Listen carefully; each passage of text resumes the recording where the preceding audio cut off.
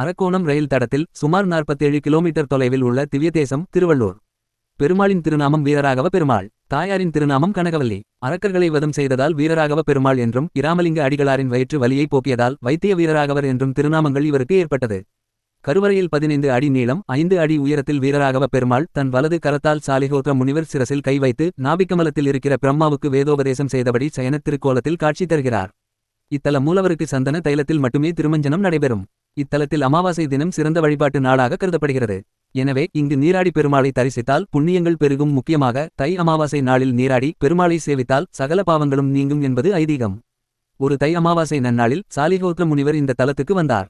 இங்கே உள்ள ஹிருதாவனாசினி எனும் தீர்த்தத்தில் நீராடினால் நம் இதயத்தில் உள்ள துர்சிந்தனைகள் நீங்கும் என்று எண்ணினார். குளக்கரையில் அமர்ந்த சாலிஹோத்ர முனிவர் அங்கே 33 கோடி தேவர்களும் ரிஷிகளும் நீராடுவது கண்டு வியந்து போனார். கங்கைக்கு நிகரான இந்த குளத்தில் நீராடினால் சகல பாவங்களும் நீங்கும் என்று தேவர்கள் அவரிடம் தெரிவித்தார்கள். முனிவர் குளத்தில் நீராடி கடும் தவத்தில் மூழ்கினார்.